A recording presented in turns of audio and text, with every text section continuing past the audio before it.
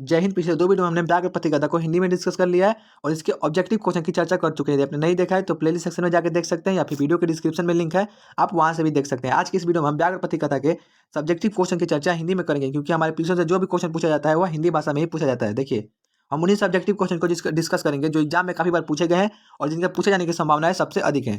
हमारा पहला क्वेश्चन है कि बाघ ने स्वयं को अहिंसक सिद्ध करने के लिए क्या तर्क दिया। अहिंसक का अर्थ होता है जो हिंसा नहीं करता है, अर्थात जो मारकाट नहीं करता है। बाघ ने स्वयं को अहिंसक सिद्ध करने के लिए बताया कि युवावस्था में वह अति दुराचारी था। युवावस्था में अनेक गायों और मनुष्यों के वध करने के पाप के कारण वह निसंतान और पत्नी विहीन हो गया था।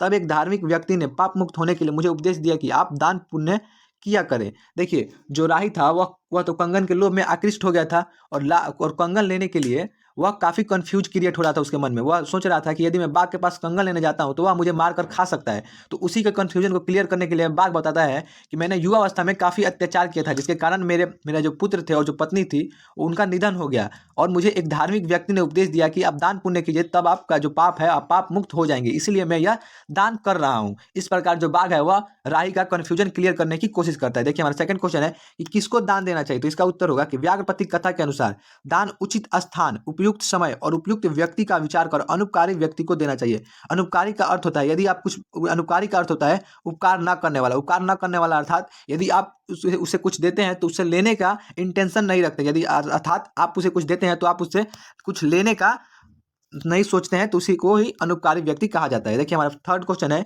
ज्ञानम भार क्रियाम बिना का अर्थ स्पष्ट करें। तो इसका उत्तर होगा कि उपयुक्त पंक्ति नारायण पंडित द्वारा रचित हितोपदेश नामक ग्रंथ के व्याघ्र प्रतीक कथा से संकलित है, जिसका अर्थ क्रिया के बिना ज्ञान भार के समान है होता है। ज्ञानम भार क्रियाम बिना का अर्थ क्या होता है। तो इसका अर्थ होता है कि क्रिया के बिना ज्ञान भार के समान है। देखिए, हमारा चौथा क्वेश्चन है, फोर्थ क्वेश्चन है सात्विक दान क्या है। तो इसका उत्तर होगा कि व्याघ्र प्रतीक कथा के अनुसार दान उचित स्थान, उपयुक्त समय और उपयुक्त व्यक्ति का विचार कर अनुपकारी व्यक्ति को देना चाहिए। सात्विक दान क्या है। तो वह दान जो उचित स्थान, उपयुक्त समय और उपयुक्त व्यक्ति का विचार कर अनुपकारी व्यक्ति को दिया जाए तो वही दान सात्विक दान कहलाता है। देखिए, पांचवा क्वेश्चन है सोने के कंगन को देखकर पथिक ने क्या सोचा। तो देखिए, सोने के कंगन को देखकर पथिक ने सोचा कि भाग्य से ऐसा मिलता है, किंतु यहाँ आत्मसंदेह है और आत्मसंदेह की स्थिति में कोई भी कार्य नहीं करना चाहिए, क्योंकि उसका परिणाम काफी गलत हो सकता है।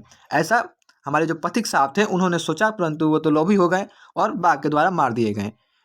ज्ञानम भारह क्रियाम बिना, यह पंक्ति व्याघ्र प्रतीक कथा पर कैसे चरितार्थ होती है, अर्थात उस पर कैसे लागू होती है, हमें वही बताना है। तो देखिए, व्याघ्र प्रतीक कथा में पथिक को इस बात का संदेह था कि यदि वह कंगन का लालच करके बाघ के पास जाता है तो वह उसे मार सकता है, परंतु इसके बाद भी पथिक कंगन के लोभ में आकर गहरे कीचड़ में फंस गया और बाघ के द्वारा मार दिया गया। इस प्रकार यह पंक्ति व्याघ्र प्रतीक कथा पर चरितार्थ होती है। देखिए, ज्ञानम भारा क्रियाम बिना, इसका अर्थ होता है कि जो ज्ञान है वह क्रिया के बिना भार के स्वरूप है। यदि आपके पास ज्ञान है तो आप उसका प्रयोग कीजिए, उसको ऐसे ही दबा के मत रखिए। तो यह जो पंक्ति है वह व्याघ्र प्रतीक कथा पर कैसे चरितार्थ होती है। तो देखिए, जो पथिक था वह उसे इस बात का पता रहता है कि यदि वह कंगन का लालच करता है और बाघ के पास जाता है तो वह उसे मार सकता है। इसके बाद भी पथिक कंगन के लोभ में आकर जाता है, कीचड़ में फंस जाता है और बाघ के द्वारा मार दिया जाता है। अर्थात उसे ज्ञान था, परंतु उसने ज्ञान का अपना प्रयोग नहीं किया, जिसके कारण वह मारा गया। इस प्रकार जो यह पंक्ति है वह व्याघ्र प्रतीक कथा पर चरितार्थ होती है। अब देखिए, हमारा सातवां क्वेश्चन है कि व्याघ्र प्रतीक कथा से हमें क्या शिक्षा मिलती है। तो देखिए, इसका उत्तर होगा